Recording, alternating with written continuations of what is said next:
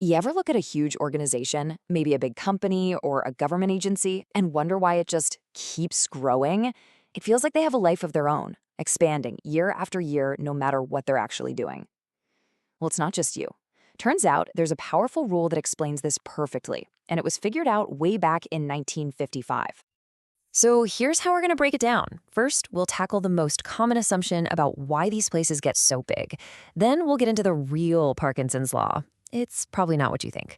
We'll look at the two forces that drive this growth, check out the wild numbers that prove it, and then finally see why it still matters so much today. All right, let's jump right in with the question. The answer seems obvious at first, but you'll see the reality is way more fascinating. I mean, we all see it, right? Every year, the budget gets a little bigger, the headcount creeps up. So what's the simple, logical explanation for that? Well, the first thing you think is they must have more work to do, right? More responsibilities, more projects, more stuff to manage. It seems to make perfect sense. But does it? Okay, now let's blow that assumption out of the water with a truly brilliant and kind of funny observation from a British naval historian, of all people. His name was C. Northcote Parkinson, and he wrote this essay for The Economist back in 1955. Now, this is the version of Parkinson's law that everybody knows. It's a classic productivity hack, right? If your boss gives you a week to do something, it's going to take a week, even if you could have done it in an afternoon. We've all been there. And this is the absolute key. That little tip about procrastination is great, but it wasn't Parkinson's main point, not even close. He was talking about something much, much bigger. Basically, the fundamental physics of how organizations work. And there it is, the real law.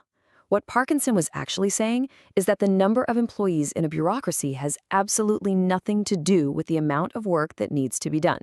The staff will just multiply, all on its own, whether the workload goes up, down, or disappears completely. It's a law of growth unto itself.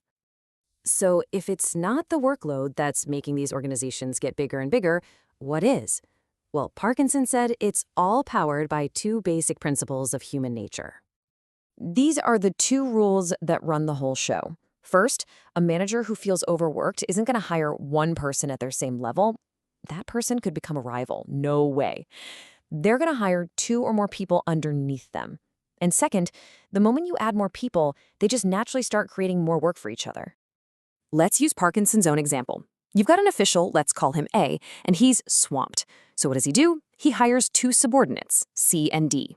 Instantly, his own status goes up. He's a manager now.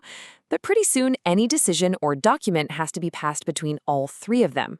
Then C and D decide they're overworked, so they need assistance, and suddenly you have 7 people doing a job that one person used to handle. And the crazy part is, they're all busy. They're sending memos, having meetings, getting approvals from each other. They're completely occupied by the work they've created for themselves. Okay, I know what you're thinking. This sounds like a pretty cynical theory, maybe a bit of an exaggeration. But here's the kicker. Parkinson brought receipts. He had the actual statistics to back it all up, straight from the British government. Just look at this. It's wild. He looked at the British Admiralty, which is their Navy headquarters. Between 1914 and 1928, the Royal Navy got rid of 2/3 of its major warships.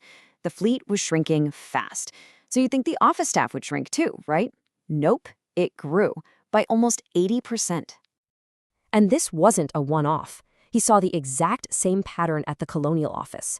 As the British Empire itself was shrinking, the number of administrators in London who were supposed to be running it just kept on growing. It went from under 400 people to more than 1,600. The growth was totally disconnected from the actual empire it was managing. So let's just let that sink in. The actual work, the number of ships to manage, plummeted. At the same time, the administration running the whole thing just soared. And you know what's even crazier? Parkinson figured out that this growth wasn't random.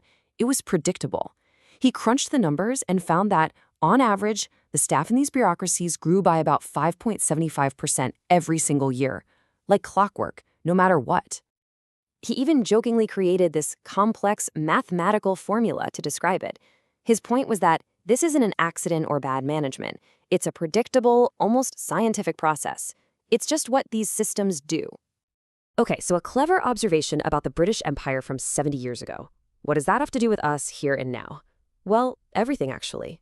See, today when we talk about Parkinson's law, we're usually talking about that personal productivity thing. Don't procrastinate. But the original idea, the real insight, is so much bigger. It's a law of organizational physics. It suggests that any bureaucracy left to its own devices is just programmed to expand. And that's why this is so critical. It's not just a fun fact, it's a lens that helps us understand the constant pressure for growth inside any large system. Think about the debates we have over the size of the US federal government. This law suggests that when we see federal agencies grow, it might have less to do with their actual mission and more to do with this built-in, self-perpetuating force that we have to be aware of. I love how Parkinson wrapped up his essay with this line. He's saying, "Look, I'm not here to judge whether this growth is good or bad. I'm not a politician trying to fix it. I'm a scientist, a botanist, and I'm just telling you this is how fast the weeds grow." And that really leaves us with a huge question to think about. If this tendency to grow is a natural law for organizations, almost like gravity, then what does that mean for our endless quest for efficiency? How do you make a system more lean and effective when its own internal wiring is telling it to do the exact opposite?